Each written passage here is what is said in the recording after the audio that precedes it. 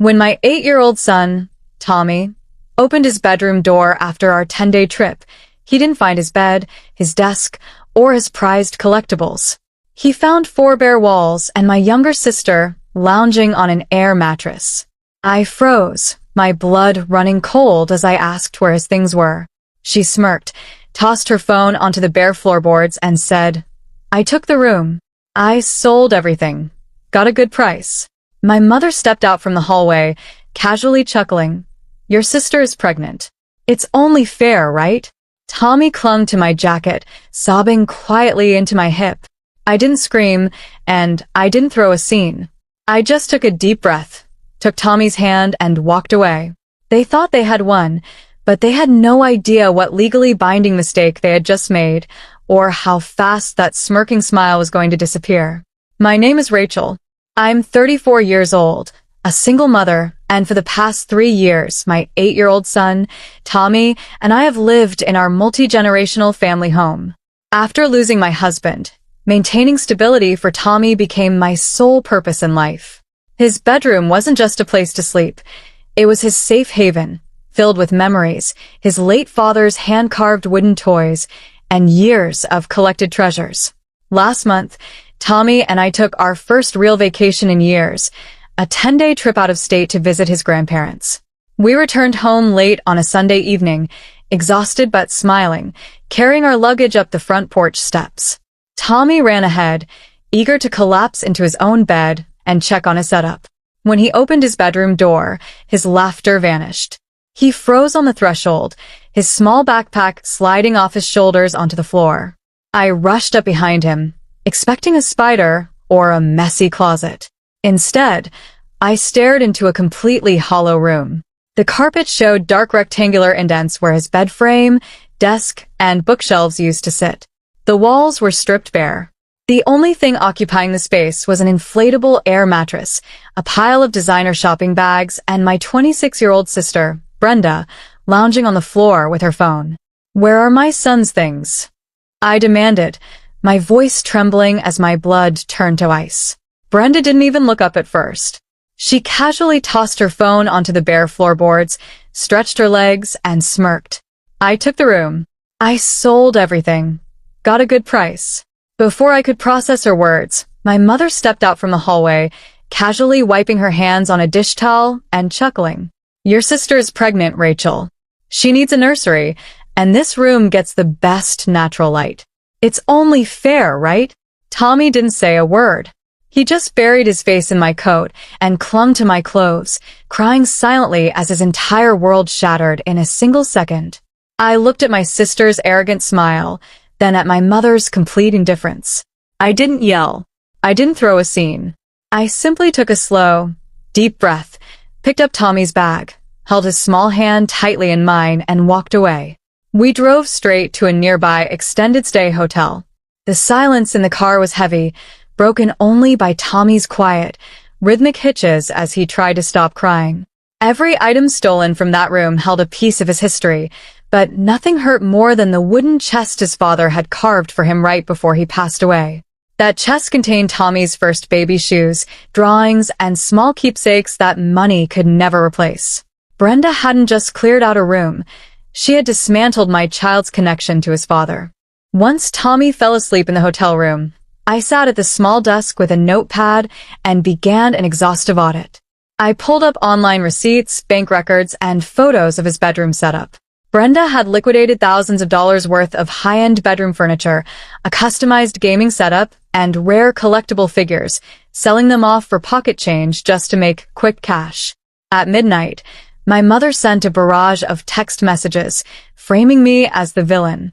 She insisted that as the older sister, I was being selfish, that Brenda was starting a family, and that I should be happy to contribute to her happiness. She added a final ultimatum. If I came back with an attitude or made a fuss, she would kick Tommy and me out of the house for good. I didn't reply. I didn't send an angry text, nor did I call to argue.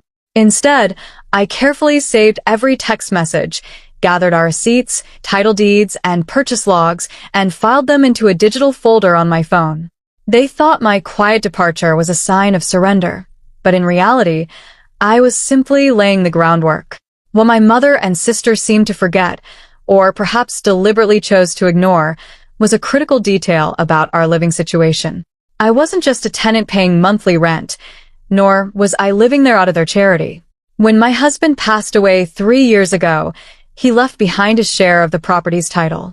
Rather than selling the house or forcing a mess, I used his life insurance payout to pay off the remaining $140,000 on the mortgage. Because of that payment, my name was officially added to the deed alongside my mother's. I held a legally binding 50% co-ownership stake in the entire property. The next morning, while Tommy was settled at school, I took my digital dossier straight to a senior real estate and estate attorney downtown. I laid out the photos, the purchase receipts, the bank statements, and the text messages where Brenda explicitly admitted to selling Tommy's belongings without permission. I also presented the deed proving my equal ownership of the house. My lawyer reviewed the documents with a calm, methodical focus before looking up at me with a sharp smile. He confirmed that Brenda's actions went far beyond a family dispute. By clearing out Tommy's room and selling his property, she had committed felony grand larceny. Furthermore, by occupying the space and attempting to lock us out, she and my mother were engaging in illegal eviction within a co-owned property.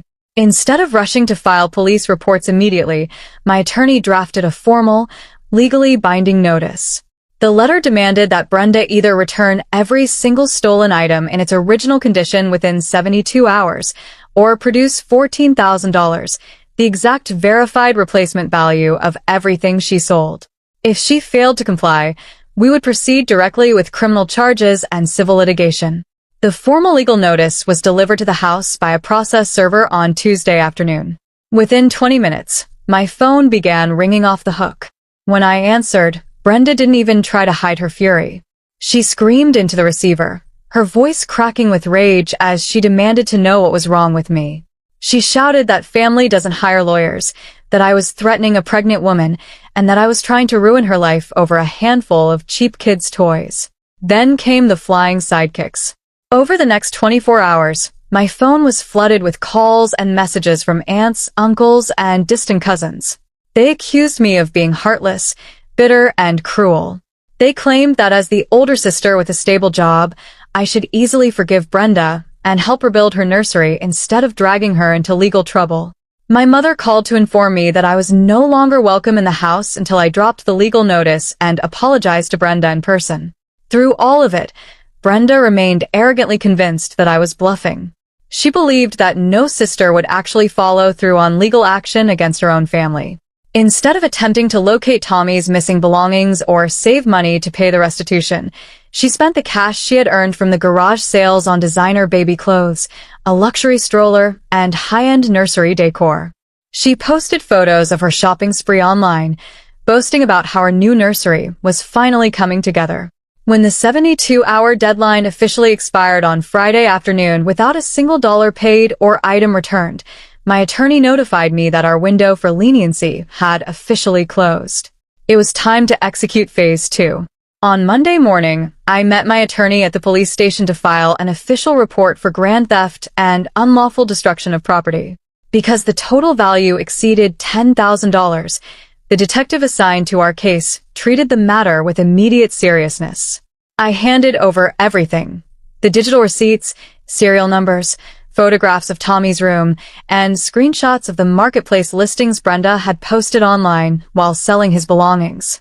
It didn't take long for the police to trace the local buyers through her public seller profile. Over the next 2 days, officers visited the individuals who had purchased Tommy's high-end furniture and collectible figures. The buyers were informed that they were in possession of stolen property linked to an active grand larceny investigation.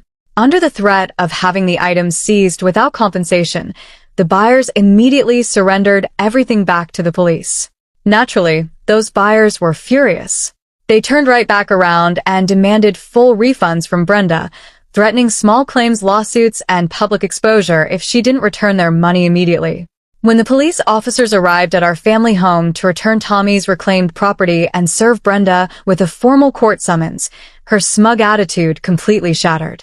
The luxury nursery items she had just purchased were still sitting in boxes in the hallway, but she was now forced to liquidate her savings just to pay back the angry buyers she had scammed. My mother tried to order the officers off the property, but they firmly reminded her that I was a 50% co-owner of the house and had granted them full authorization to be there. Brenda broke down in tears on the porch, watching the officers carry Tommy's restored furniture out to a moving van. Her easy money scheme had spiraled into a legal nightmare, and for the first time, she realized I wasn't backing down. 3 weeks later, we stood in a county courtroom for the preliminary hearing. Brenda arrived wearing a loose-fitting dress, clearly hoping her pregnancy would earn her sympathy from the court. My mother sat beside her, glaring at me with open hostility from across the aisle.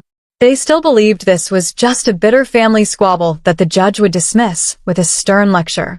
They were dead wrong. My legal team presented an overwhelming stack of evidence: the certified property title showing my 50% ownership, verified purchase receipts for Tommy's belongings, screenshots of Brenda's sales, and the police reports detailing the grand larceny charge. When Brenda's court-appointed attorney tried to argue that this was a domestic misunderstanding over shared household space, the judge cut him off instantly. The judge ruled decisively in my favor. He ordered Brenda to pay full financial restitution for the items that could not be recovered, along with punitive damages for unlawful eviction. Then came the final blow to their living situation.